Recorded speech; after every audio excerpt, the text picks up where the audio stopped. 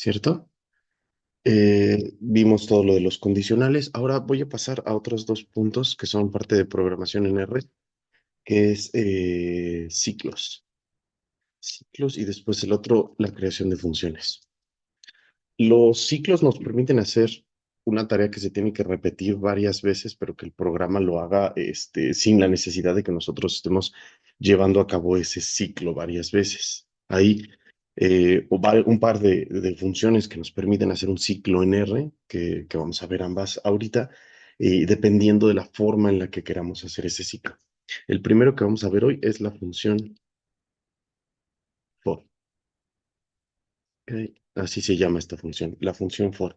Esta función nos permite hacer una tarea variando un índice. Esta función nos permite hacer um, una tarea variando un índice. Ajá. Por ejemplo, imaginen que yo lo que quisiera es encontrar los números al cuadrado de cierto vector, ¿no? Entonces, por ejemplo, yo quisiera que R me devolviera 2 al cuadrado. Entonces puedo poner esto así, con control enter va a aparecer abajo en la consola y es 4. Y luego quisiera 4 al cuadrado y control enter y aparece abajo 16. Y luego 6 al cuadrado y lo mismo va a aparecer abajo, ¿no? Entonces, supongamos que alguien me dice, oye, ¿podrías escribir los primeros, no sé, los primeros 5 o 10 números pares? 6 8 al cuadrado, ¿no? Y así sucesivamente. Hasta ahí llevo nada más 4. Pero imaginen que alguien me dice, oye, necesito los primeros 10 números pares y sus cuadrados. Entonces, ir realizando esta tarea lentamente, pues nos lleva, pues, al menos esas 5 líneas y sería un poco peor si inclusive quisiéramos escribir los primeros 100 números al cuadrado, ¿no? Entonces, quisiéramos escribir los primeros 10 o 20 cuadrados de números pares, ¿ok? Entonces digo algo así como 10 o 20, pensando que fuera algo grande. Si aquí nada más he hecho 5, ya me tomó estas 5 líneas, no quisiera yo estar escribiendo uno por uno. Entonces, lo que voy a hacer para eso es primero generar un índice sobre el cual se está moviendo mi tarea. Necesito un índice, ¿ah? Que tenga como vector, que sea un vector y que tenga todos los números donde me voy a estar yo moviendo. Puedo escribirlos todos exhaustivamente, puedo decir esto es, no lo sé, 2 4 5 o incluso el número uno, luego 2 luego 3 luego 4 lo que sea. Aquí voy a utilizar algunas funciones que ya hemos estado aprendiendo en el curso, como la función para hacer un vector con una secuencia del 1 al 10. Entonces, ustedes saben que esto 1, 2 puntos 10 nos devuelve los números del 1 al 10. Acabo de correr esa función ahí abajo y aparecen justo eso, ¿no? Los números 1, 2, 3, 4, 5, 6, 7, 8, 9 y 10. Si después tomo ese índice y lo elevo al cuadrado, el resultado no aparece porque no he generado la línea 14. Ahí está, y ahí está. Y ya me aparecen todos estos números elevados al cuadrado, ¿no? Esta es una forma de realizar esta tarea. Pero hay algunas en las que no será solamente así. De hecho, veré unos ejemplos más adelante de tareas que no puedo realizar de esta forma, que no puedo realizar elevando al cuadrado el vector. Entonces, otra forma, y además estos solo fueron los números del uno, los números no pares, ¿no? Necesitaría además volverlos pares.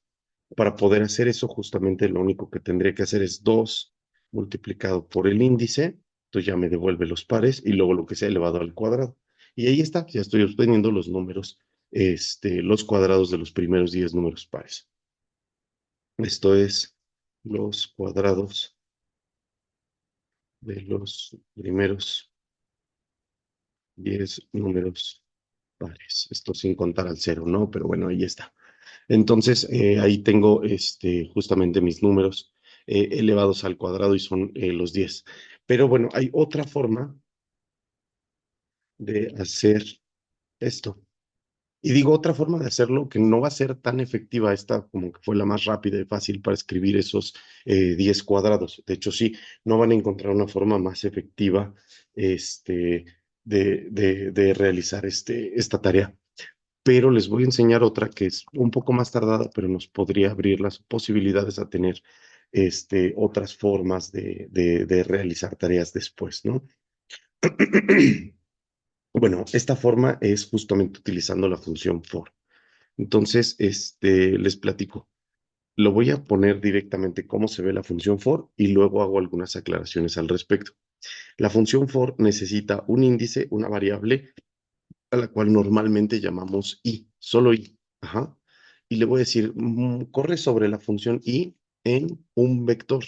Y ese vector, pues bien, pueden ser el índice que yo estoy corriendo, digamos los números del 1 al 10.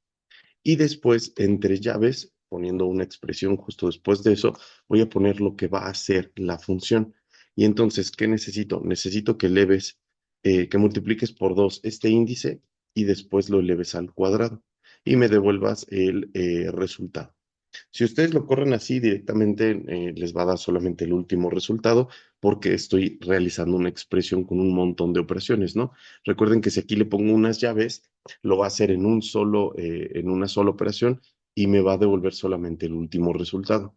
Entonces le voy a decir que cada vez que lo realice, me devuelva el resultado. Pues le voy a decir así, imprímeme el resultado de 2 por i, elevado al cuadrado.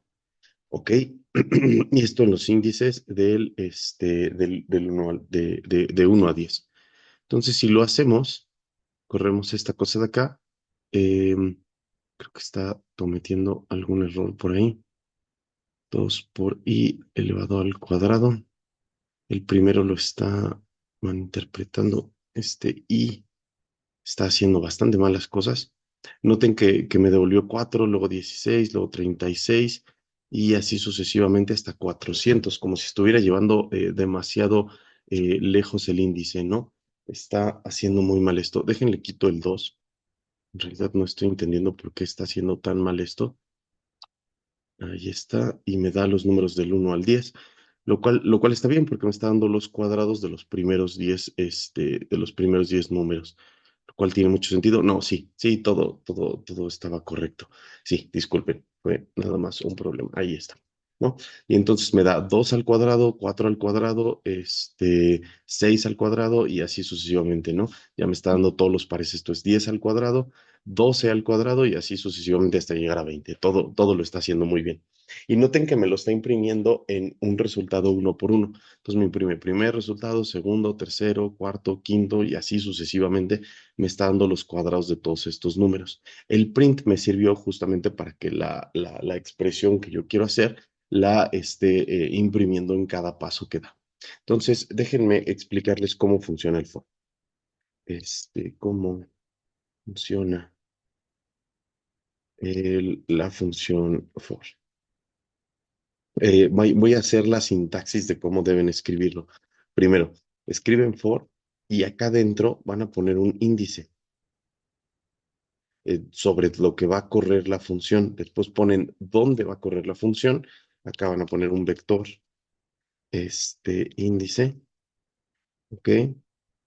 Y acá, la tarea del ciclo.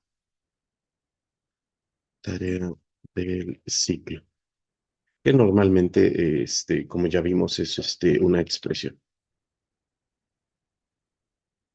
Ok, entonces, permítanme poner esto así, ahí está, para que quede, como comentario. Y ya, eso es toda la idea de realizar el for. De hecho, creo que lo voy a poner mejor en una sola línea, así. Ok, porque de hecho pueden hacerlo de esta forma, escribirlo en una sola línea.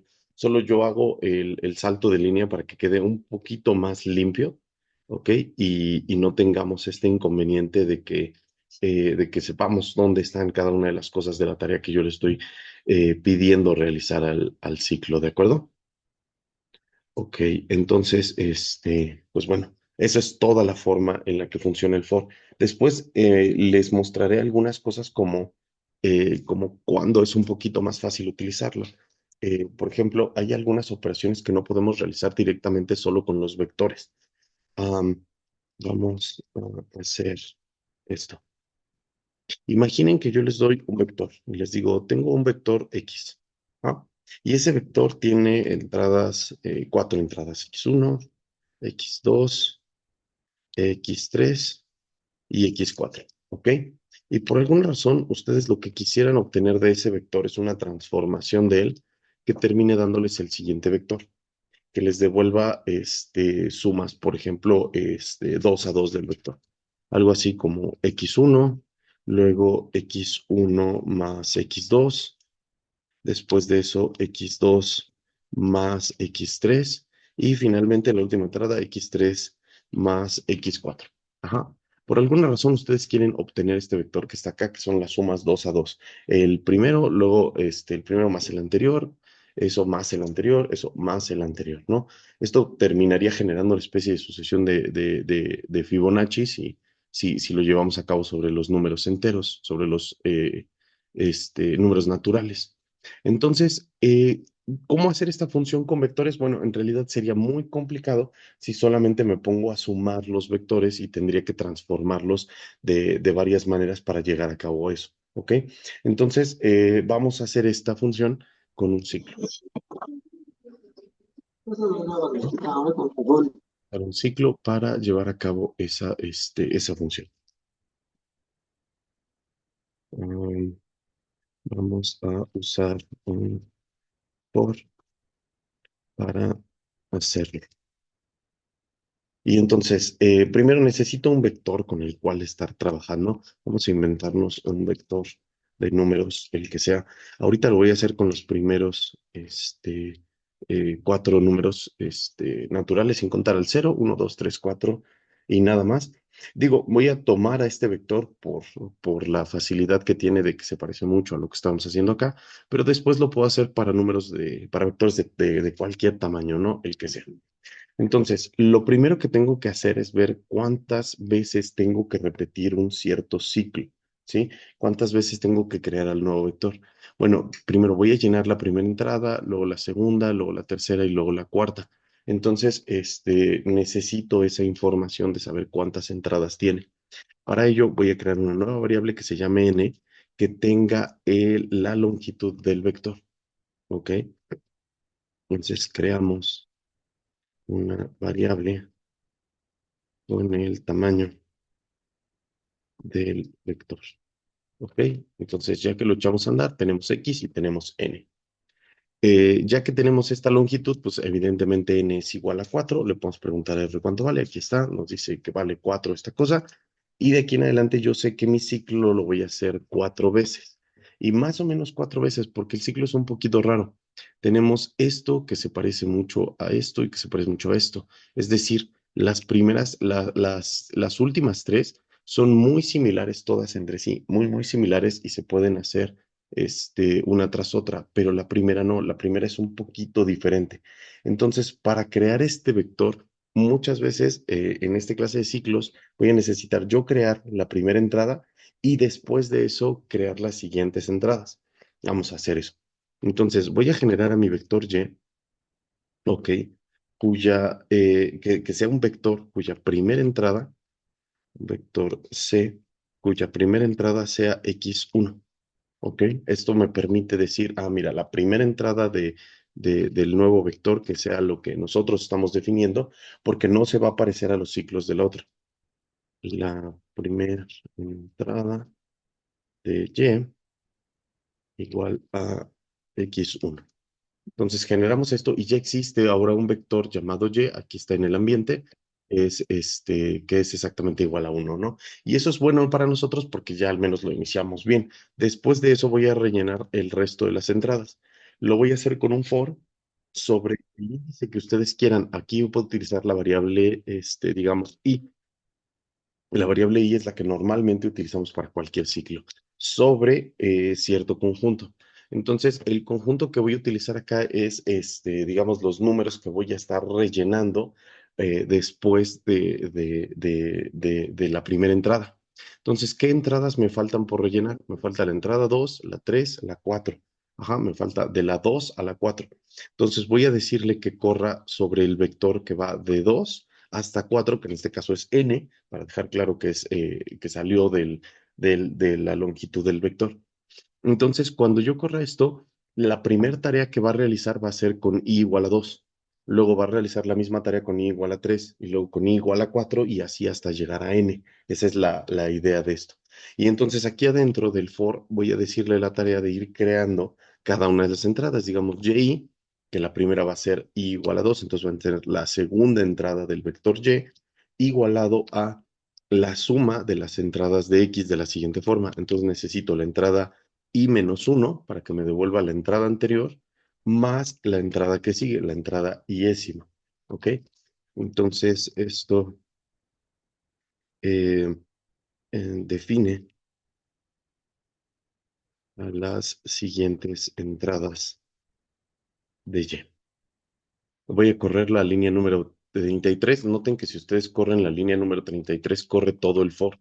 Además de que el for ya también trae estas flechas que están acá para comprimir el código, ¿no? Si pico aquí en la flecha, va a contraer todo el código y me va a quedar aquí entre las llaves la cosa que necesito hacer dentro de la tarea. Si le dan clic, lo despliega. Entonces pongo enter a esta cosa, ya realizó el proceso y miren que hizo bien la suma, lo pueden ver acá en el ambiente, aunque ahorita le voy a pedir a R que me diga quién es Y, pero en el ambiente aparece 1, luego 3, que es 2 más 1, luego 5, que es 2 más 3, y luego 7, que es 3 más 4. Noten que no lo hace tal cual como el Fibonacci, ¿no? En realidad, no suma el anterior, suma el anterior sobre los naturales que teníamos en el otro vector. Entonces, si le pido a R que me devuelva Y, ahí están estos números. Y esto sirve mucho cuando tengo números muy, muy grandes. Bueno, cuando tengo un vector muy grande. Entonces, si el vector X es grande, digamos, piensen que tenemos un vector X que tenga a los primeros 100 números naturales sin contar al cero. ¿Ok? Entonces ya aquí hablar de X pues me da un montón de números y no quisiera estar haciendo estas operaciones 100 veces yo una por una. Si me pidieron o si necesito estas sumas 1, 3, 5, 7 y así sucesivamente, pues como que no está muy agradable estar llevando a cabo nosotros la suma uno por uno, ¿no? Entonces, si no se nos ocurre una fórmula para hacerlo, pues lo mejor sería utilizar este ciclo que lo haga. De todas maneras, este ciclo solo son ejemplos de cosas más o menos bobas que sean fáciles de entender, ¿no? Después ustedes van a requerir esto para ciclos ya bastante importantes, ¿sí? Ciclos ya muy elaborados, no solamente una línea. Entonces, voy a echar a andar el mismo ciclo que tenía hace rato. Digamos, esto va a ir primero construir a la variable y que sea igual a en su primera entrada, la entrada uno del vector x, y después un ciclo que vaya desde i, que vaya sobre i desde 2 hasta n. Echamos a andar el ciclo y el ciclo va a tener la misma fórmula recursiva, ¿no? Y se puede construir como x i menos 1 más xy. ¿Ok? Corremos todo esto y observamos el valor de la variable y. Me faltó hacer una modificación porque esto solo lo hizo sobre 4 entradas porque n sigue siendo igual a 4. Necesito aclararle a esta operación que lo haga sobre 100, que es la longitud de x, ¿no? Entonces lo echamos a andar de nuevo así, hacemos el ciclo y ahora sí, Y tiene 100 entradas. Y noten cómo van creciendo nuestras entradas, ¿no? De dos en dos, como se esperaría que pasara, porque ya nos estamos dando cuenta un poquito de que si sumo cada entrada con la anterior, pues va a ir creciendo de a dos en dos. ¿Ok? Bueno, entonces ahí está este ciclo que me terminó dando las 100 entradas de los números sumados 2 a 2 de esta forma.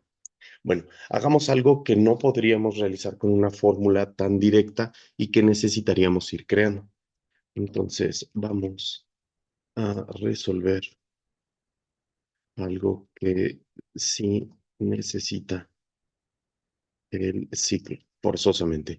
Todos los ciclos que les he mostrado hasta ahora no es necesario porque puedo conocer la fórmula para realizarlo. Si se dan cuenta aquí, lo único que estamos observando son los números impares, en realidad. 1, 3, 5, 7, 9, 11, 13, todo lo que tienen ahí son justamente el montón de números impares hasta llegar al 200, o bueno, antes del número 200, ¿no? Entonces, pues parece ser que fácilmente yo podría recrear este vector simplemente escribiendo algo así como 2i más 1 y que mi vector de índice funcione. Bueno, pero antes, unas pequeñas notas sobre el ciclo for. Entonces, noten que en este caso no ploteo nada, no realizó ningún ploteo hasta que yo se lo pedí, ¿no? Noten que aquí no realiza el plot hasta que nosotros lo pedimos, ¿sí? Entonces, no necesariamente nos da el resultado, solo si se pide, ¿ok? Y si lo pido en cada renglón de aquí, en cada renglón me va a estar dando el resultado de lo que estamos obteniendo. Entonces, eso por la forma en la que funciona esto. Otra cosa que es un poquito rara que pasa con el for es que crea en el ambiente a la variable del índice. ¿Ok? En este caso en el que hemos estado trabajando la variable i. Si se dan cuenta, en el ambiente ahorita aparece la variable i y dice 100, 100L, que significa que es un entero. Entonces, al parecer, nosotros hemos estado creando a esta variable todas las veces que hemos estado trabajando, pero vuelve a rehacer el ciclo. Digamos, cuando yo le doy este for, empieza con i igual a 1, bueno, igual a 2 en este caso, y se detiene en el 100, pero lo va a estar haciendo todas las veces. Cada una de las veces entra, recrea el ciclo y se detiene cuando la i valga exactamente 100, pero lo deja fijo como que crea la variable y deja el i igual a 100. Eso hace que, por ejemplo, si nosotros le preguntamos a R, oye, ¿quién es i? Me dice, i vale 100. Y entonces ya existe, lo cual es un poquito incómodo de repente, ¿no? Porque si estamos trabajando con otro índice i o con otro índice, el que sea, pues genera mucho problema eso. ¿Ok? Bueno, solo esas dos notas me parecen muy importantes y ahora sí, vamos a resolver algo que sí necesite el ciclo. ¿Qué vamos a resolver? Ahora sí vamos a tratar de construir la sucesión de Fibonacci, ¿vale? Entonces, nuestro objetivo ahorita en este momento es construir la sucesión de Fibonacci.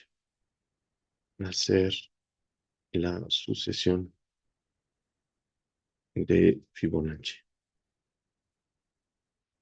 ¿vale? Esa es la tarea. Y ustedes recordarán un poquito cómo es esta sucesión, ¿no? Empezamos con un uno, luego incluso le pueden, a algunos lo inician el cero, yo prefiero iniciar esto en uno, después otro uno y después empiezo a sumar los dos anteriores. Entonces, uno más uno me devuelve dos, luego uno más dos me devuelve tres. 2 más 3 me devuelve 5 y aquí se empieza a separar al otro que hicimos, que es 3 más 5 me devuelve 8, 5 más 8 es 13 y así sucesivamente, ¿no? Quisiera poder obtener esta sucesión hasta bastante más, ¿no? 21, 34, 55, 89, 144 y 233 y así sucesivamente, ¿no? Llegar a números más y más y más altos. Resulta que no tenemos una fórmula específica para hacer esta sucesión de Fibonacci, es una sucesión que se expresa de forma recursiva. Es decir, así como se los expliqué, ¿no? Cualquier término es la suma de los dos anteriores. Entonces, la fórmula en la cual nosotros podríamos basarnos es que la entrada, digamos, n de este vector tendría que ser la suma de los dos anteriores. Digamos algo así como yn menos uno más yn menos 2. Ahí está la fórmula recursiva con la cual podemos construirlo, pero no hay una fórmula en la cual puedo decir, oye, la entrada 400 del vector y que podamos nosotros sustituirlo en alguna fórmula de algún otro lado, no, no podemos llegar a hacer eso, ¿sí? Eso no, eso no, no, no funciona en este caso, ¿no? En la construcción de la sucesión de Fibonacci. Entonces, sería bueno nosotros poder crear, digamos, no sé, las primeras 400 entradas o las primeras 100 sin necesidad de estarlo sumando. Ya aquí nos costó un poco de trabajo, o bueno, me costó un poco de trabajo y solamente hice 7 entradas y ya para sumar las otras, pues ya me estaba costando algo de trabajo estarlas sumando, ¿no? Entonces, la computadora os puede ayudar con eso a hacerlo de una forma más fácil. Voy a cambiar el nombre del índice porque siempre pueden llegar a hacer eso, ¿ok? Necesito decirle esto, poder decirle cuál es el nombre del índice, en este caso se llama J, y sobre qué vector voy a estar trabajando. Primero, necesitamos plantear las primeras dos entradas, de esas no nos afamos. Necesitamos plantear la entrada 1,1 o la 0,1, depende cómo ustedes prefieran definir la sucesión de Fibonacci. Entonces voy a hacer que Y sea un vector cuyas dos primeras entradas sean 1,1.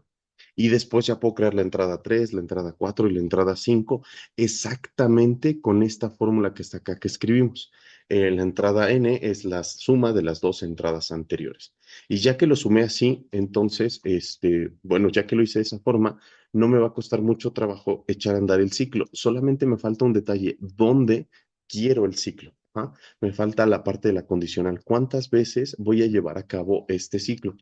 Entonces, supongamos que nosotros definimos la cantidad de valores que queremos que tenga esto. Pensemos unos 20 para darnos, bueno, no mejor, dejémoslo ahorita en 15 para que esto no se vuelva muy loco. No sé qué tan grande sean las entradas 20 y así de la sucesión de Fibonacci. Siento que podría ser muy, muy elevado. Entonces, pues bueno, vamos a dejarlo hasta el 15 para evitar que esto vaya a llegar a colapsar, ¿no? Puede que 20 sea mucho. Entonces, esto es el número de elementos de la sucesión que queremos. ¿Ok? En este caso les digo, quiero 15 elementos de la sucesión, quiero 15 elementos de la sucesión de Fibonacci. Nosotros tenemos que establecer los primeros dos. Ponemos los primeros dos elementos. Esto de forzosamente no hay de otra forma para programarlo porque, insisto, como no hay una fórmula, pues necesito los primeros dos y después sobre esos empezar a sumar. Y dentro del for, entonces, el ciclo de dónde a dónde iría. Necesito llenar la entrada 3, la entrada 4, la entrada 5 y así hasta la entrada n. Entonces le voy a decir que vaya de 3 hasta n. ¿De acuerdo? Y dentro del ciclo utilizo la misma fórmula que ya definí allá arriba. Necesito la entrada J, que de hecho, permítanme sustituir aquí las N's por J's para que no llegue a haber ninguna confusión y que tengamos exactamente la misma fórmula. ¿Ok? Entonces, la entrada número J, que empieza en 3, luego en 4, luego en 5, va a ser la entrada de Y anterior, J-1, que para J igual a 3 es la entrada 2 más la entrada J-2, que para J igual a 3, esto es la entrada 1. Si de repente en el ciclo ponen una entrada que no corresponde, va a marcar por ahí algún error. Entonces, echemos a andar esto, echamos el ciclo y vemos qué es lo que tiene la variable y. Y ahí tenemos los números, ¿no? 1, 2, 3, 5, 8, 13, 21, 34, 55, 89. Y así hasta llegar hasta el 600, hasta el 610, que con una búsqueda rápida en Google pueden corroborar que de verdad eso está, funcionando. Bueno, al menos esto no explotó tan rápido. Tal vez sí lo podríamos hacer para n igual a 20. Entonces voy a cambiar esto para n igual a 20. Y ahí está, ¿no? Tenemos estos otros números y para n igual a 20 llega al 6765. Creo que exageré con mi miedo de que no explotara. 6765, sí, todo esto es correcto. Ok, y así lo pueden hacer para más números, lo podríamos hacer para la n que ustedes quieran. Esto se puede hacer. para la n que queramos. ¿Ok? Solamente que cambiar la n cuesta un poquito de trabajo, ¿no? Digo, cambio la n y digo, ah, bueno, n igual a 50. Y entonces tengo que recrear todo este código que está acá para ver cómo funciona. Digo, con un control copiar se tiene y podríamos realizarlo así. N igual a 50, ya empezamos aquí, sumamos estas cosas, le pido quién es igual a y y miren, qué curioso quedó el ploteo, ¿no? Pero bueno, ahí están los 50 primeros números de la sucesión de Fibonacci. Curiosamente quedaron expresados de una manera muy, muy curiosa por la cantidad de espacio que tenía R para realizar esto. Obviamente, si se lo pido en otro plot, va a salir diferente. Vaya, esto es curioso. Tal vez ha de ser una propiedad de ese número que no sabía. Ok. Bueno, entonces, ahí está la sucesión de Fibonacci, la pueden hacer al número que ustedes quieran, solamente cambiando esto, ¿no? Por ejemplo, 100 números y noten que ya lo hizo, ¿no? Lo hace rápido. El último número es gigante, tiene 20 cifras y de todas maneras lo hace con relativa facilidad, unas 100 proyecciones de esto. Más allá de 100, supongo que ya va a estarle costando un poquito de trabajo dar el número, no realizar el ciclo, sino dar el número en particular, porque 20 cifras pues ya es un poquito difícil de que podamos nosotros observarlo. ¿Ok? Entonces, pues bueno, tenemos aquí un ciclo que forzosamente se requiere hacer de esta forma, ¿no? De una forma en la que nosotros podamos observar qué es lo que está pasando con los ciclos uno por uno. Cosa que no, insisto, no se puede hacer si ustedes intentan hacerlo con una fórmula, ¿no? Entonces, otro ejemplo de, de algo que requiera de algo que sí necesite el ciclo. ¿Ok? Para familiarizarnos esto este, con los ciclos, ¿no? Quisiera hacer otro ejemplo con el objetivo de que ustedes se familiaricen con los ciclos y sepan más o menos cómo trabajarlos. Entonces, ¿han escuchado hablar de la suma armónica? Esto Sí, es así como, perfecto, muchas gracias por responder. Uno más uno entre n, digo uno más un medio, más un tercio, y pues ya se están imaginando más o menos cómo va la cosa, ¿no? Más uno entre cuatro, más uno entre cinco, más bla, bla, bla, bla, bla. Entonces, esa suma resulta que no tiene una fórmula al momento en el que yo digo que quiero sumar hasta uno entre n. Sabemos varias cosas, sabemos que diverge, sabemos que se va hacia infinito cuando n tiende a infinito, pero algo que es interesante es que esta suma no tiene una fórmula. Si yo le pido a alguien, oye, ¿me podrías dar cuánto vale esto en el caso 38? Tiene que sumarlos o saberse alguna de los casos anteriores para facilitarse la suma, pero no existe una fórmula. Hay aproximaciones utilizando logaritmos que nos permiten aproximar más o menos de qué tamaño va a ser dicha suma, pero no tenemos una fórmula para hacer esto. Entonces, como no hay una fórmula, tenemos que realizar uno por uno las sumas y llegar a ello. En este caso, probablemente sí podríamos crear un vector que lo logre, ¿no? Digo, nada más es algo así como los primeros n naturales, luego te tomas los recíprocos, los sumas y ya está. Pero requerimos más o menos el ciclo para echarlo a andar. Entonces, voy a hacer un ciclo que lo haga. E insisto, puede que con un vector lo hagamos mucho más fácil, pero voy a hacer un ciclo con el objetivo de que ustedes se familiaricen un poquito más con los signos. Entonces voy a usar una variable que se llame h, la voy a estar corriendo desde uno hasta n, y n va a ser ahora nuestra cantidad de sumandos. Digamos que lo sume hasta 100. ¿Ok? Entonces mi variable h va desde uno hasta n y voy a hacer una variable que se llame suma. ¿Ok? Esto con el objetivo de meter aquí la suma que vamos a estar recreando. Entonces, la suma que yo quiero que hagas es lo que tengas anteriormente más la nueva entrada. Y eso va a ser uno dividido entre h. Entonces, en su primer ciclo va a ser cero más uno entre uno. Luego, eso más uno entre 2. Luego, eso más uno entre 3. Eso más uno entre 4. Eso más uno entre, así hasta llegar a n. Y ya está. Nuestro ciclo es más o menos sencillo, ya que hasta llegar a 100 la suma da 5,187378. Y así podemos hacerlo, digamos, para 1000 sumandos. Noten lo rápido que lo hace y me da 7,48. Y esto es la ventaja del for, ¿no? Lo puedo sumar hasta 10,000 y me da 9,78. Y va a ir creciendo y creciendo y creciendo esta cosa, ¿no? Sabemos que Diverge no tiene un límite al cual va a llegar, pero ahí está el resultado de esto. Noten lo rápido que hace. 10,000 de estas sumas nos las hizo en apenas unos instantes. ¿Vale? ¿Alguna duda hasta acá?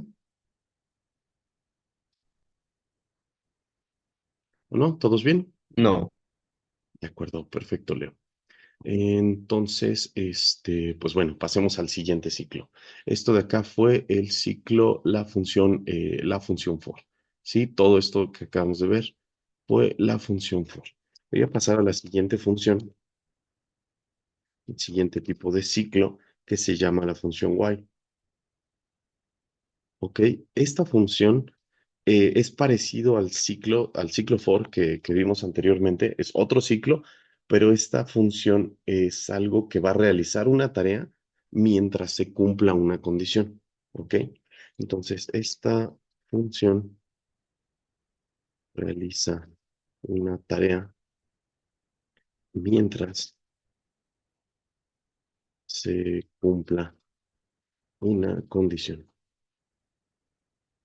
¿Ok? Mientras cierta condición se esté cumpliendo, la tarea se va a estar realizando. Noten que acá lo único que le digo es realiza esto sobre un índice específico y realiza la tarea una y otra vez hasta que te agotes las entradas del ciclo de la variable. Pero acá voy a pedirle otra cosa. En realidad le voy a decir, realiza esta tarea tantas veces como sea necesario mientras se cumpla esta condición. Ok, entonces la escritura del while es más o menos sencilla. Solamente requiere una condición y acá una expresión que quiero que se esté realizando mientras se lleve a cabo esta tarea. ¿De acuerdo? Entonces, por ejemplo, vamos a realizar lo siguiente. Vamos a mostrar números hasta pasar una cota. ¿Ok? Suena muy sencillo y lo es, de hecho es bastante simple, pero trato de enseñarles el while de la forma más sencilla posible para empezar. Entonces, por ejemplo, voy a empezar con los números desde el cero y voy a establecer una cota que sea igual a 9, ¿ok? Y entonces le voy a decir a R, oye, ¿podrías imprimirme números que sean los X's hasta llegar al 9 y detenerte en el 9, por favor? Y entonces eso le voy a decir. Entonces voy a hacer un while. Si lo oprimen antes, les da todo. Ahí está, un while. Mientras se cumpla una condición, es decir, mientras X, el número con el que voy a estar moviéndome, sea menor a 9, yo quiero que hagas la siguiente operación. Quiero que, bueno, primero nos muestres quién es X. Primero dinos cuánto vale el valor de X y después actualices la X y hagas X igual a X más 1. Vayas al siguiente. Entonces me va a decir, mira, primero X igual a 0, luego 1, luego 2, luego 3, luego 4 y así hasta que X supere o iguale al 9. Voy a echar a andar este código. Ahí está. Y noten que el código lo que hizo fue imprimir el cero, luego el uno, luego el 2, luego el 3, luego el 4, luego el 8. Después del 8 sumó más uno, ya volvió a ser 9 y no se cumplió esta condición. Esta condición se volvió falso y por lo tanto ya no entró a- al ciclo Y. Y entonces, como esto ya no ocurrió, pues no realizó nada de lo que habría aquí adentro. ¿De acuerdo? Este ciclo es un poquito complicado o es peligroso porque el ciclo podría no terminar. El ciclo podría no terminar. ¿Ok? Podría ser que estuviéramos nosotros imprimiendo cosas eternamente. Voy a copiar la cosa que está acá arriba completo pero imaginen que la sucesión crece más bien con un -1. Entonces, primero vale 0, luego vale -1, luego -2, luego -3, luego -4. Entonces, siempre se va a cumplir la condición del while que tengo acá, lo cual lo complica muchísimo porque pues nunca va a tener una detención. Les sugiero que no lo corran esto con cuidado. Le doy la cota, le doy el while y miren cómo me imprime números y esto no se está deteniendo, ¿no? Ya llegó a un número bastante alto, ya está por los 100,000, 200,000 y aquí en mi pantalla, en mi consola, tengo un botón de stop. Aquí yo puedo detener este ciclo porque ya se está tardando mucho, ¿no? Como que ya no lo va a lograr. Ya lleva casi 500,000, medio millón de iteraciones haciendo esto y lo va a seguir haciendo. Noten lo rápido que sube, ¿no? Ya llegó a 600,000. Un poquito más y va a llegar a 1 millón. Entonces le voy a decir, detente. Se detuvo y después de ese poco rato en el que yo estuve hablando, resultó que la variable alcanzó el menos 712,257, ¿no? Terminó dando un número gigantesco en esta cosa. No cambió el valor de X. Pueden ver acá en el ambiente, X es igual a 0.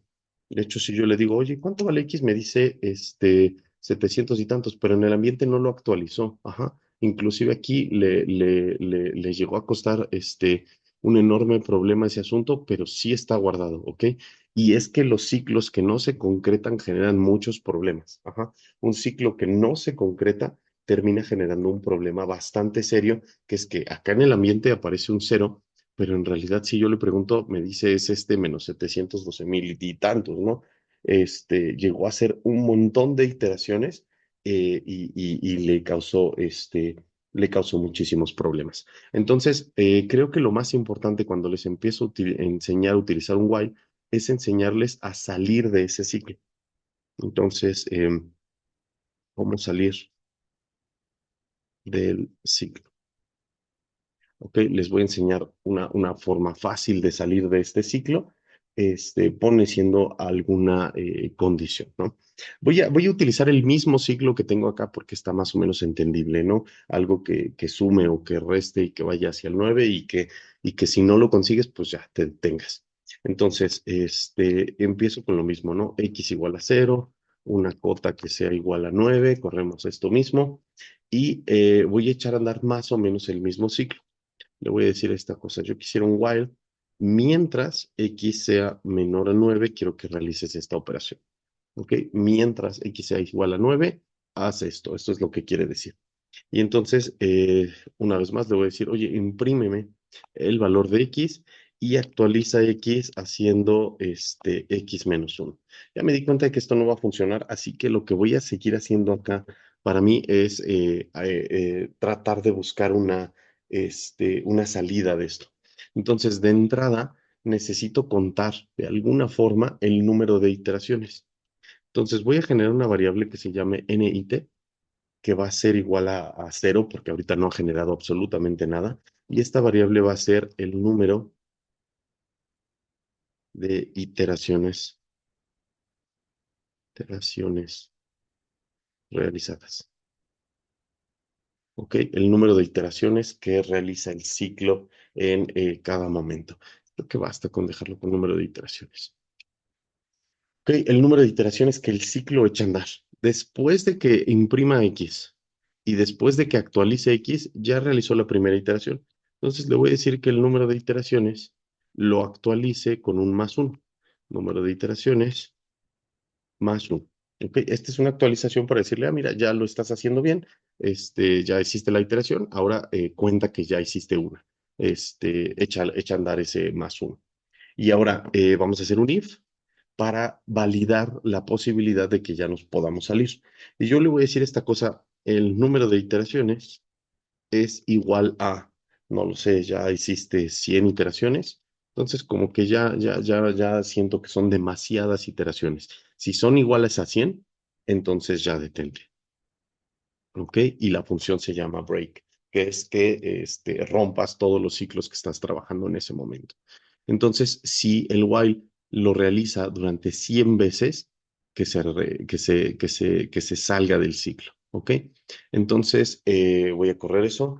Vamos a echarlo x igual a 0, j igual a 9, número de iteraciones inicia en 0 corremos el while y justo se detuvo en -99. Entonces esta cosa empezó a imprimir los números y como no llegó a converger, no llegó a encontrar ese número mayor a 9, terminó imprimiendo, imprimiendo, imprimiendo hasta llegar a 99, que justo la primera impresión que realiza es de cero. Entonces esto tiene mucho sentido, como la primera impresión que va a realizar es un cero, el 100 va a ser el -99, ¿no? Entonces sí, el while está quebrándose justamente en el momento en el que llega al número de iteraciones, ¿ok? Entonces, no olviden esto, hacer este código es algo que podrían estar repitiendo muchísimas veces cuando llevan a cabo un while, ¿de acuerdo? Esa parte del código que observamos acá. Y esto les sirve para programar un montón de métodos numéricos, por ejemplo, un Newton-Raphson para encontrar los ceros de un polinomio, que es muy útil. Podrían hacer ustedes la programación completa de eso para ustedes mismos, ¿no? Bueno, terminamos con ciclos. No voy a hacer mucho más del while. Voy a dejarlo hasta ahí y pues bueno, vamos a ver la siguiente cosa de R que necesitamos. Entonces, hoy vimos ciclos y lo siguiente es funciones. ¿Ok? Ciclos y lo siguiente se llama funciones. Am, ¿Se dieron cuenta que cuando hice estos fors que están arriba, voy a subir tantito? Cuando hice, por ejemplo, esta parte del for, hacía el for que me permitiera dar los primeros 20 elementos de la sucesión de Fibonacci, ¿no? Y entonces decía, ay, ¿qué pasa si yo quisiera 5 elementos? ¿O qué pasa si yo quisiera 50? Creo que hicimos hasta 500, 1000, tal vez, no me acuerdo. Bueno, el caso es que hicimos varios de estos, ¿no? Y cada vez que lo necesitaba, pues corría esto diferente, le cambiaba aquí el número a la n y corría todas estas líneas que están acá. Ahora, esto pues es un poco cansado, ¿no? Tengo que estarle diciendo aquí, ay, bueno, ya haz 8. Y entonces corro esta línea, las siguientes, todas estas líneas y ya tengo mis ocho primeros números del ciclo de Fibonacci. Hacerlo de esa forma, pues puede ser un poco cansado si las cosas que estoy realizando para llevarlo a cabo son muchas. Ajá. Obviamente aquí nada más son 3, 4 líneas y pues a quién le cansará eso, ¿no? A nadie. Pero si yo lo quisiera hacer con un código que tiene 20, 30, 60 líneas, pues sí puede ser un poco cansado estar manipulando un único número. ¿Y qué pasa si no es solo un número? ¿Qué pasa si en realidad yo quisiera 2 o 3 números? ¿Qué pasa si quisiera un Fibonacci muy raro en donde yo empiezo aquí, no lo sé, en 1,6, por decir algo, y quisiera 16 expresiones? Y a ver qué pasa. Y esto es un pseudo Fibonacci, solo que no empieza en los unos, pero sí va sumando el primero y el anterior, el primero y el anterior, y me da algo parecido a eso, ¿no? Y entonces ya podría estar manipulando estas 3 parámetros que tengo aquí para iniciar de formas diferentes y raras cada vez que yo quiera. Pero tengo que estar manipulando estos tres y si la operación es muy larga hacia abajo, si tengo 60 líneas de código que hagan toda la operación para llegar a eso, pues va a ser un poquito cansado. Entonces, para eso existen las funciones. Uno de los objetivos principales de R es la creación de funciones. Entonces, acá vamos a crear nuestras propias funciones. ¿De acuerdo? Vamos a crear nuestras propias funciones. ¿Cómo se hace eso? Les voy a poner aquí la sintaxis. Primero, nombre de la función, nombre de función, el nombre que ustedes quieran, y le dan un igual a una función, este, función, así en inglés. Em, y luego, dentro del paréntesis, los parámetros de la función que van a realizar, y acá dentro, pues la expresión que quieran echar a andar. Y eso es todo. Entonces, la función la creo diciéndole, oye, mira, quiero un nombre de esta función, que va a ser una función, va a tener estos parámetros y esto es lo que quiero que haga. Todas las funciones se definen de esa forma. Todas son exactamente con esa sintaxis que les acabo de mostrar ahí. ¿De acuerdo? Entonces, pues bueno, vamos a crear alguna función muy sencilla. Ejemplo 1. Ejemplo 1. Yo quisiera una función tan básica que me diera, por ejemplo, el área de un rectángulo. Entonces voy a hacer área rectángulo, ¿ok? Y esta área rectángulo que sea igual a una función ¿qué necesito para calcular el área de un rectángulo? Necesito base y altura. Entonces va a ser la base que me la va a dar el usuario y la altura. Y la respuesta de la función es sencillamente pues base por altura, ¿no? Y ya con eso resuelvo este asunto. Corremos la línea 128, la voy a correr ahí, y noten que ahora en mi ambiente existe algo llamado función área rectángulo, ¿ok? Entonces, pueden ver cómo funcionó esto, ¿no? Tenemos todos los valores de la cota, el índice, el número de iteraciones, la suma está rara, X, Y, todos esos valores de las cosas que estuve haciendo anteriormente.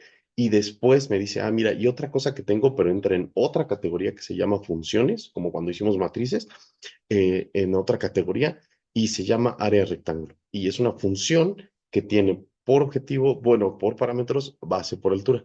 Si le dan clic aquí, les va a abrir una nueva pestaña en el editor de textos, y en esa nueva pestaña van a tener la función como se creó. Miren que aquí está, y ahí está la función como se haya creado, ¿de acuerdo? Tal cual nosotros la mandamos a hacer. Ok, entonces esa es la función área rectángulo. Y pues podemos empezar a echarla, ¿no? A echarla a andar. Entonces, ya que existe, noten que incluso R me dice que existe. Si empiezo a escribir área y me dice, sí, mira, tengo algo llamado área rectángulo que se encuentra en el ambiente global. ¿Lo quieres usar? Ah, sí. Y en amarillo me pone qué cosas traen las entradas, ¿no? Entonces yo le digo, mira, tengo un rectángulo cuya base es 2 y altura es 8. ¿Podrías decir cuál es el área de este rectángulo? Y me dice, sí, claro, es 16 el área. ¿Ok? Entonces esto calcula el área de un rectángulo. ¿Ok? El área de un rectángulo de 2 por 8. Y ya está, me dice, sí, tiene área de 16. Lamentablemente, nuestra función pues no es muy buena porque si yo de repente le digo menos 3,9 y me dice, sí, menos 27. Entonces, pues bueno, aquí nos preguntamos si esto tiene algún sentido, ¿no? Que nos dé un número negativo o inclusive le podrían hasta llegar a meter algún vector, ¿no? Algo así como, mira, el vector 1, 2, 3,9. Y entonces me dice, mira, el resultado es 9, 27 y 36. Y una vez más, pues nos terminamos preguntando nosotros qué significa esto, ¿no? Obviamente este tiene el inconveniente de que si nosotros, bueno, va a depender de lo que nosotros hagamos, la función. Nosotros solo le dijimos multiplica estas dos cosas. En ningún momento R pues va a intuir mágicamente la existencia de que esto es una longitud y que tienen que ser positivos, ¿no? R va a decir, oye, pues yo solamente multipliqué las cosas que me dijiste. Entonces, vamos a ver un poquito de validación de los datos. Entonces voy a hacer una segunda función que se llame área rectángulo, pero esta área rectángulo la voy a llamar versión 2, ¿ok? Es mi versión 2 de área de rectángulo, mejorándolo un poquito. Otra vez va a ser una función que requiera base y altura, ¿ok? Altura, ahí está. Entonces, requiere estos dos, pero como voy a hacer un poquito más, voy a dar un salto de línea justo después de la llave para hacer más cosas aquí adentro y que echemos a andar esto. Voy a validar ahorita solamente los negativos, no voy a validar el asunto del vector, solamente los negativos. Entonces, le voy a decir a R, oye R, si pasa la condición que base es menor a cero, si la base es menor a cero o igual a cero también, si ustedes quieren validar esa parte, o recuerden cómo pongo el o con esta línea, o la altura es menor a cero. Si alguna de las dos es menor a cero, entonces por favor dile al usuario, mándale un mensaje de error. Entonces ahorita lo voy a hacer con esta función que se llama cat, que me permite mandar un mensaje. Entonces el mensaje va a ser error, dos puntos, dimensiones negativas y nada más. Ahí está. Si no pasa eso, entonces voy a entrar a un else en el cual no ocurrió esta cosa que estoy diciendo Recuerden mi forma de trabajar con el if y el else, ¿no? Ya estoy combinando todas estas cosas que aprendí a hacer hace rato. Si no pasa eso, entonces entrégale al usuario base por altura. Como ya estoy trabajando muchas cosas dentro de la función, a veces es confuso saber qué es lo que va a regresar la función. Por lo tanto, muchas veces utilizamos la función que se llama return, que es esta, que es una función que me dice lo que sea, regresa esto al final de una función. Ajá. Es una forma muy sencilla de poder decirle qué es lo que quieres que sea el resultado de la función. Y el resultado de la función es base multiplicado por altura. ¿Ok? Corremos esta función. Noten que ya mi función estuvo un poquito más complicada.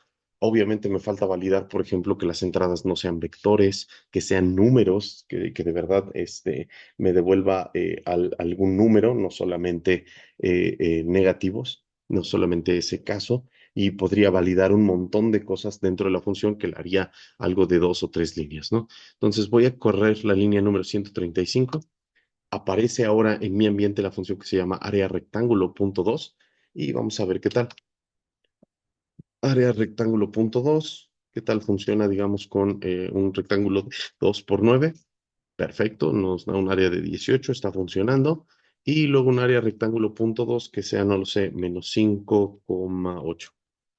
Y corremos esta función, recuerden, control enter y me devuelve esta de aquí, me dice error, dimensiones negativas. Ah, qué bien, excelente. Entonces está funcionando nuestra validación que nosotros le pedimos a esta cosa.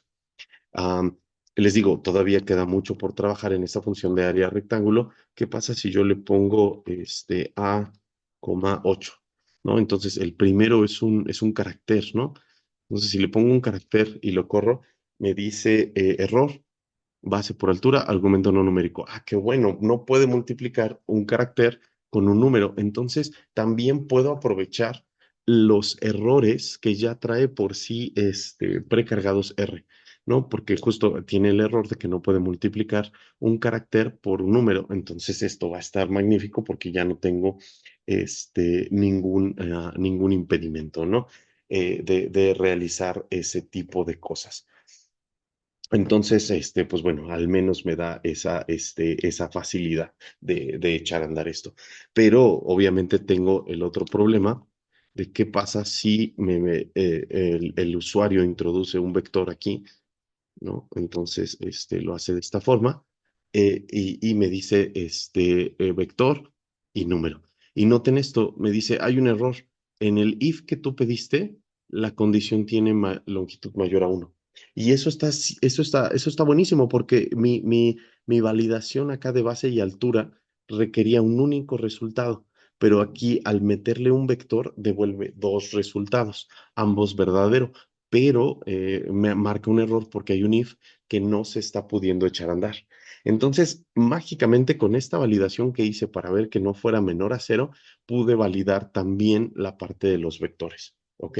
Entonces ya está validado que no puedes meter un vector, ya está validado que no puedes meter un carácter y todo está bien. Obviamente aquí hay una enorme confusión, ¿no? El pobre usuario va a terminar diciendo, oye, ¿cómo que esto de la longitud? ¿Y qué es esto de if igual a no sé qué? Y entonces va a tener que entrar a la función y ver qué es lo que pasa, ¿no? Sería muy bueno que nosotros le pudiéramos mandar además un mensaje avisándole que está metiendo un vector y que eso no es válido para esta función. Como aquí le estoy diciendo, las dimensiones de tu vector, de tu rectángulo son negativas, y entonces eso no tiene mucho sentido, ¿no? Pero ¿cómo le aviso que está metiendo un vector? Nosotros podemos usar la siguiente función.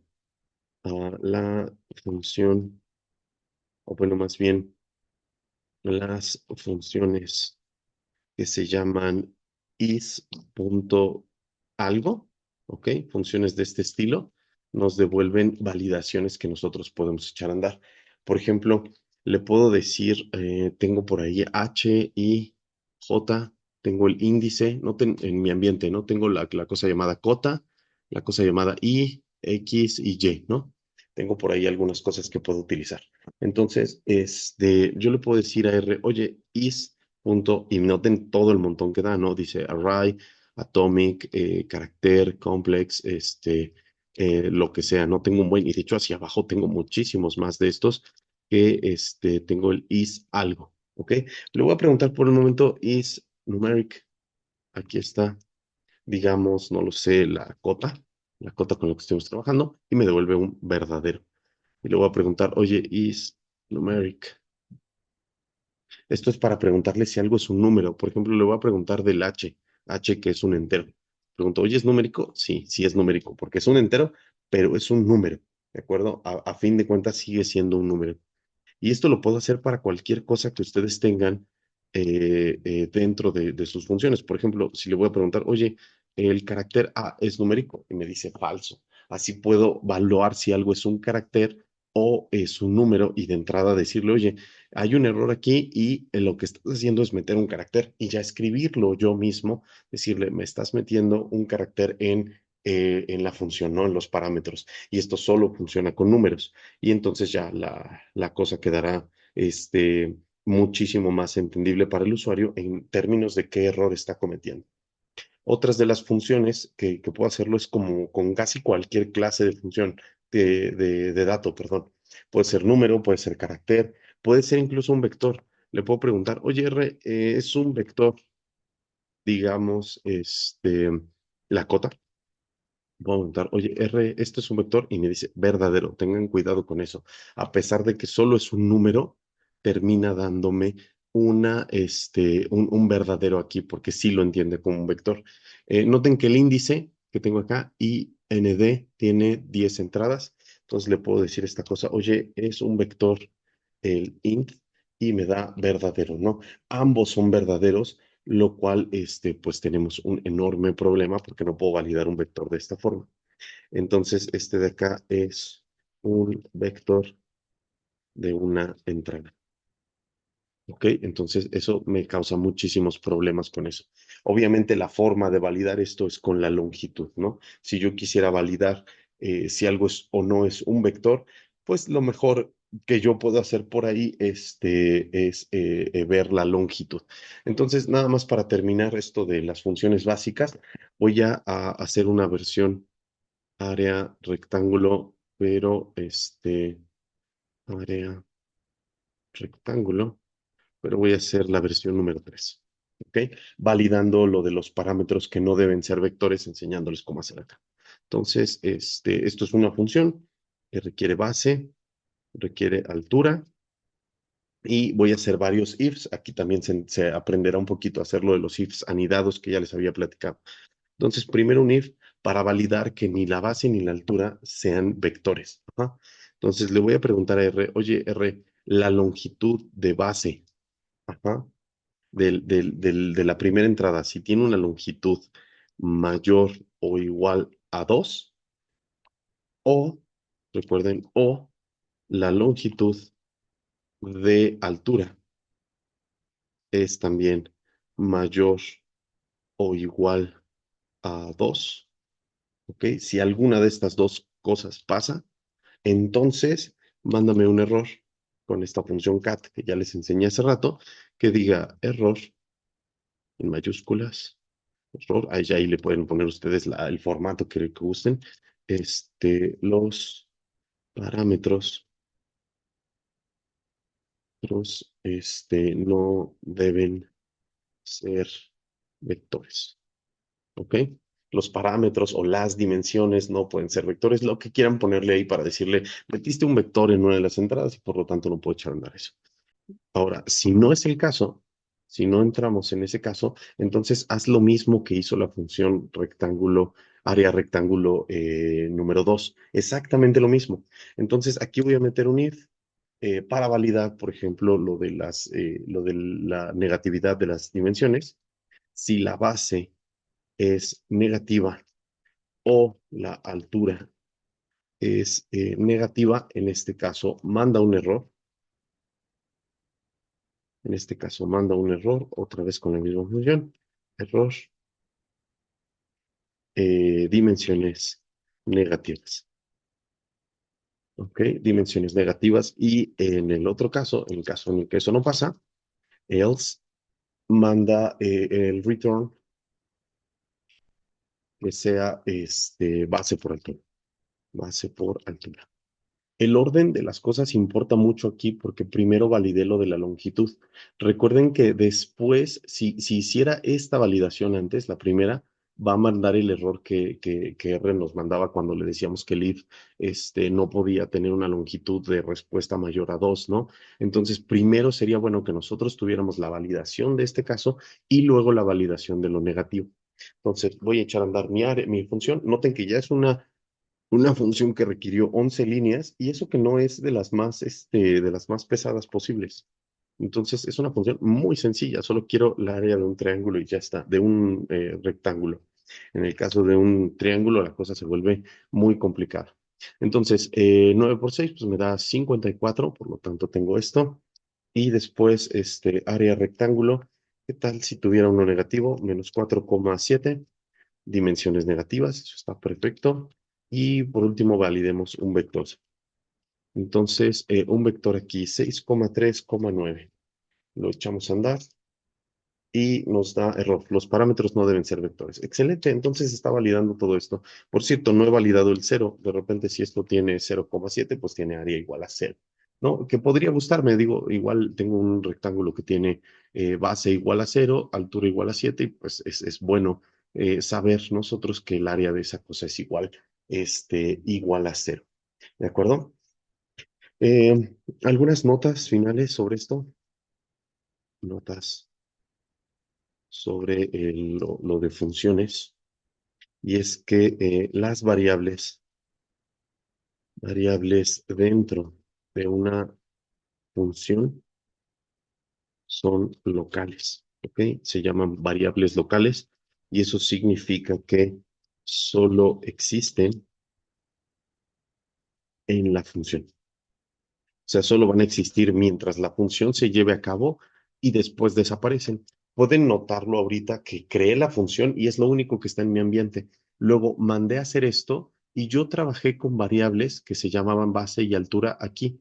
Noten que trabajé con estas variables, luego hice estas operaciones y todas las distinguió, ¿no? Si yo le digo a R por separado algo así como, oye, hazme base por altura, lo voy a hacer justamente acá. Si le pregunto, oye, ¿cuánto es base por altura? Me dicen, no sé ni quién es base, o sea, no puedo hacerte esta operación. Pero dentro de la función sí lo hizo, porque aquí la variable sí existe. Y si yo defino variables aquí adentro, va a pasar lo mismo, ¿ok? Este, si definimos variables dentro de una función, también serán locales. ¿Ok? Lo que significa que solo van a existir dentro de la función que nosotros estamos trabajando. Otra cosa es que el, el código de return, esta cosa de acá, puede regresar cualquier cosa.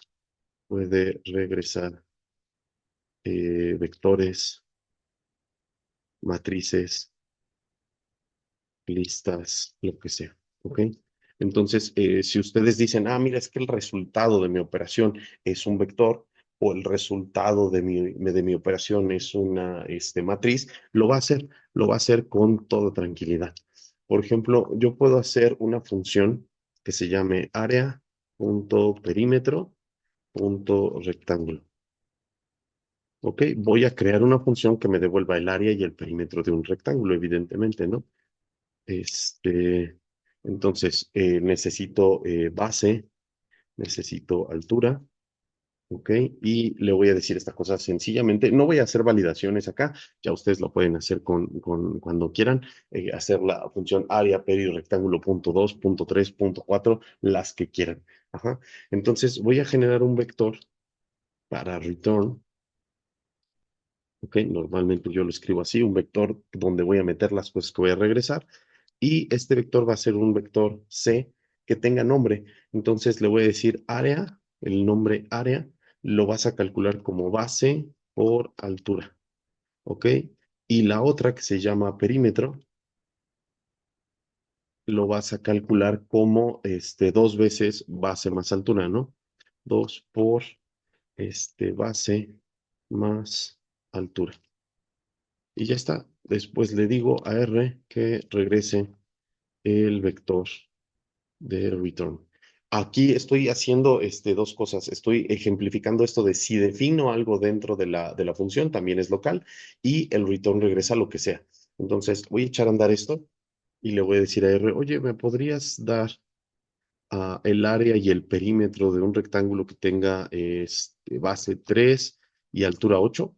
Y entonces me dice, sí, el área es 24 y el perímetro es 22. Y no generó nada. No generó ni el área, ni el perímetro, ni el vector de return, que estoy definiendo una variable aquí. Estoy definiendo un nuevo vector, pero no aparece en mi ambiente. Eso es porque dentro de una función todas las variables se vuelven locales. Incluso esto no lo guardó. Esto es equivalente a si yo le digo, oye, R, ¿me podrías devolver cuánto es el seno de 9?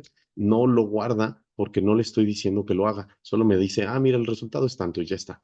Y esto es lo mismo que cuando yo aplico una función y le digo, oye, ¿cuál es el resultado de esta función? Y me dice, mira, el resultado es que el área es 24 y el perímetro es 22. Qué bien, ok. Entonces, no va a guardar las cosas, no van a existir las funciones que necesite para llevar a cabo esos procedimientos y ya está, ¿ok? Y por último, una última nota de todo esto. Digo, estos solo son ejemplos de las notas que estoy diciendo aquí. El ejemplo para lo de que las variables no existen, para que puedas definir una dentro y que puedas regresar hasta un vector, una matriz, una lista. Puedes regresar lo que quieras. Eh, Otra cosa que nosotros podemos tener acá es que este, ah, podemos nosotros solicitarle a la función cosas prehechas. Ajá. Podemos definir a la función. Podemos definir a la función con parámetros, digamos, que están por default, ¿no? Que son parámetros, digamos, lo voy a poner así, base, ¿ok? Que si el usuario no los cambia, sean esos los parámetros, ¿sí? Entonces, voy a definir esto de área, perímetro, rectángulo, punto 2, con parámetros base. Entonces, esto va a ser una función que haga exactamente lo mismo. De hecho, igual copio todo esto para no estarme tardando tanto. ¿Ok? Pero dentro de la función voy a hacer una pequeña diferencia. Le voy a decir, oye, si el usuario no te dice cuánto vale la base, tú utiliza uno. Y si el usuario no te dice cuánto vale la base, utiliza la altura, también utiliza uno. Correr esta función, a la cual voy a llamar función área rectángulo punto 2, va a hacer que ahora la función que yo tengo aquí no requiera que le diga cuánto valen las cosas. Miren, área.peri.rectángulo y no le voy a decir nada, le voy a decir nada más calcularlo. Y me voy a decir área igual a 1, perímetro igual a 4, que es justamente un rectángulo de 1 por 1, ¿no? Un cuadrado de 1 por 1, vaya, tiene perímetro 4, tiene área igual a 1 y ya está. ¿Ok? Entonces no requerí yo decirle cuánto valen las cosas y puedo preestablecer alguna de las cosas diciéndole esto es igual a tanto y dejarlo preestablecido para echar a andar este tipo de cosas. ¿Vale? Y ya está. Si quieren trabajar un poquito en sus códigos, si quieren echar a andar lo que aprendieron hoy, les recomiendo hacer lo siguiente. Esto es un código un poquito tardado, pero muy bueno para aprender a hacer las validaciones de if, el ciclo while y funciones al mismo tiempo. Las tres cosas, hacer una función, utilizar validaciones de if y utilizar un while con la función que sería hacer una función, bueno, la tarea que sería hacer una función que nos diga si un número es primo o no. ¿Ok? Entonces, esta particular función no es tan difícil, y tiene su chiste, claro, pero está bastante buena para practicar las tres cosas. Pues, ciclos while, validaciones con un if y además cómo hacer funciones, ¿no? Y que te responda algo, porque aquí la respuesta no va a ser ni un número ni un vector. Lo que quiero que les responda es un sí, sí es primo o no, no es primo, cosas de ese estilo, ¿vale? Entonces ahí tienen una pequeña tarea. Obviamente, si quieren hacerla, esto ya saben que no tiene ninguna validación para los cursos, pero si quieren practicar, ahí está. Y en momentos que nos veamos o en futuras clases de estas de R, podríamos platicar un poquito de qué tal les fue esa tarea, ¿no? Y si tienen alguna duda, pues estaré ahí para apoyarlos. Listo, pues terminamos por hoy. Nos vemos el siguiente sábado para la sesión número 6. Que pasen un excelente fin de semana, muchachos. Gracias.